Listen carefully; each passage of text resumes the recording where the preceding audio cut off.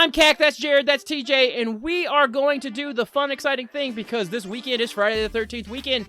We are going to rank all of the Friday the 13th movies, and to do that, I'm leaving it up in the hands of our two nerdy boys. That's right, Jared and TJ, you're going to take turns putting it up here, and then we're going to have a nice little discussion about it.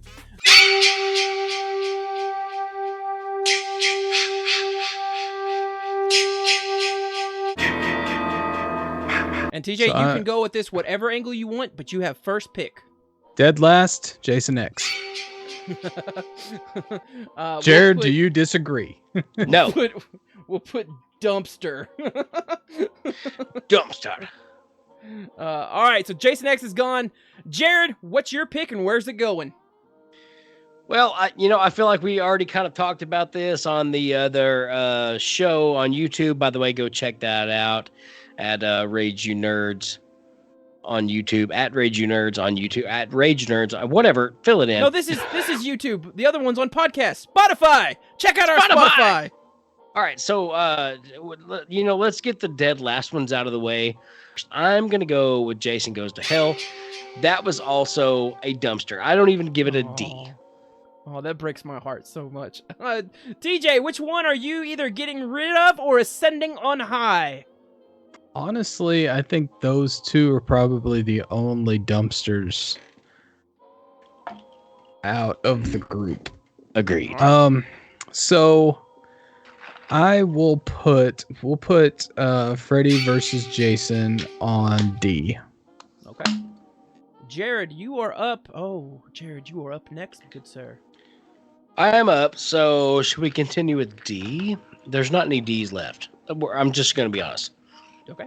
Everything else out here is at the worst C. So, oh gosh.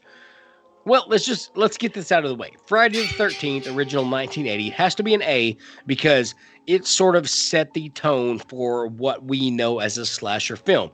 It's gone far and wide, up and down since then, but like without this movie, modern day slashers probably don't exist. I'm saying it right now. Modern day slashers, what? Are you wanting that an A or are you wanting that the elite? No, it's not elite. It's A. Okay. All right. TJ, your next pick. Where's it going?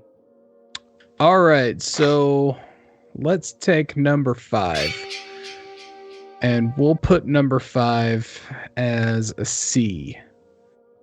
Because number 5 isn't really Jason. Yeah, I agree with that.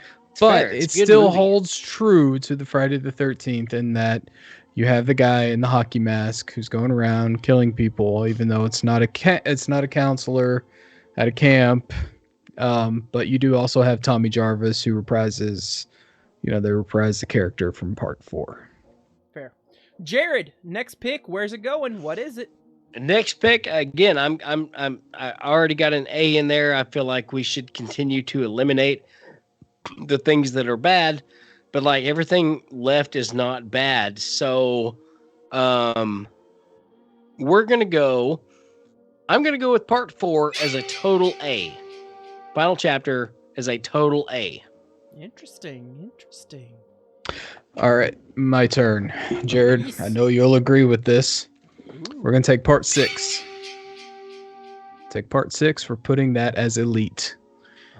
Very much. Yes. Part 6 is the only one to actually take place in an active camp. Yes. Very good. Oh, touche. Jared, you're up next. So, oh gosh, 5 remaining, and they're so good. You got the remake, 2, 3, 7, and 8. So, okay. I think me and TJ would agree on this.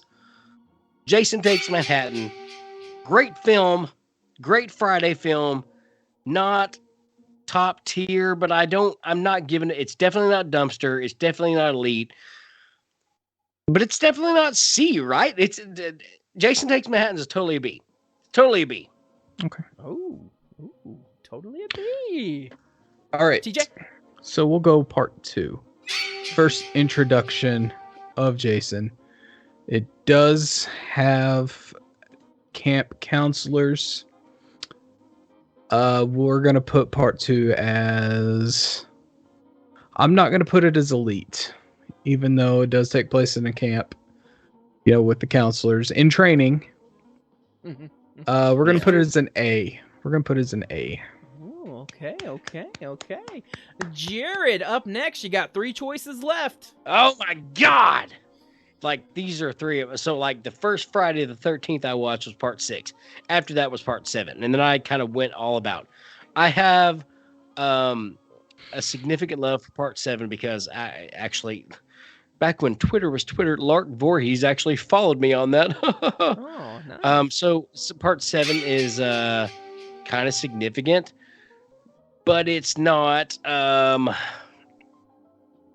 It's a great continuation on a masterpiece trying to get out the franchise. I don't know. It's a B. It's a B for me. All right. TJ, your final pick between part 3 and the remake. All right. I'm gonna pick part 3. You better get this right. I'm going with a C. What? I'm going with a C. What? Ooh, It's all the right. first introduction of the mask, granted. But it is in 3D. And I You don't have just to watch it in 3D. and yeah, exactly, but they still like everything, even when you don't watch it in okay. 3D, it's still Yeah. you know, like, here, pass me that joint. That's fair. That's fair. That's fair. And it's only a C because of that. So Jared, Okay, where are you putting well- the remake? Hey, well, let me ask TJ real quick. If it Okay. wasn't for the 3D pot smoking homage, where would you put it? I would put it as a B. Okay. All right. That's fair. That's fair. That's Yeah. fair. So I get the remake of 2009. I put the remake in 2009 as, you know what, the hell with it. It's elite. It's elite because it encompassed Oh. so many Ooh. Easter eggs of the other films and brought Jason to a new height. I thought the remake was outstanding. It gave us a glimpse into the characters, gave us a glimpse into why we should not be in Crystal Lake, gave us a glimpse as to why Jason was there.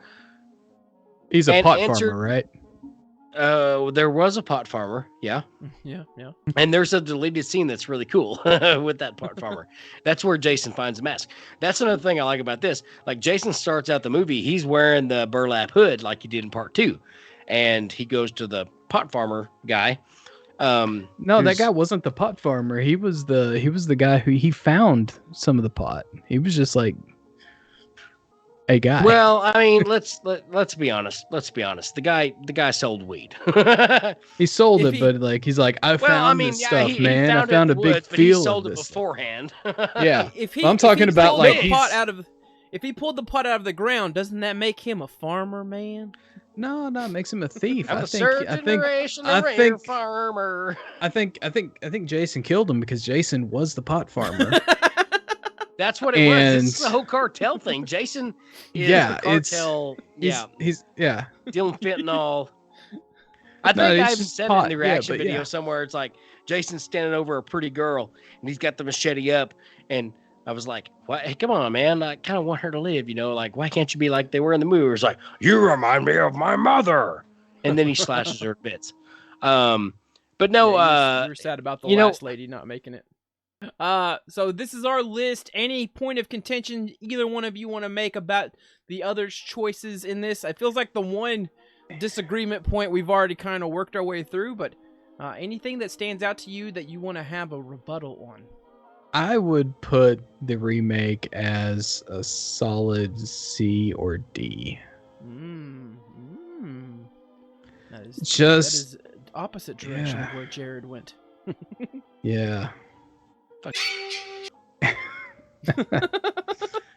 I wasn't as big a fan of it as Jared was. I mean, yeah, I liked that they got rid of essentially part 1 at the beginning, because you don't really need to tell that story again.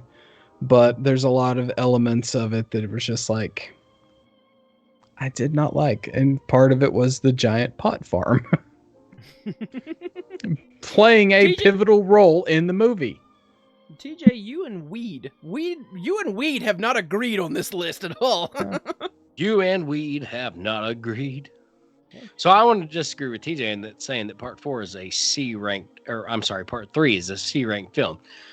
It is at best a B ranked, and I understand what TJ's saying about the pot smoking and the, right here. This thing. But like, you didn't have to watch it with 3D glasses. And that's still annoying if you don't. But like, part 3 is where he got the mask. Part 3 sets up the rest of the franchise.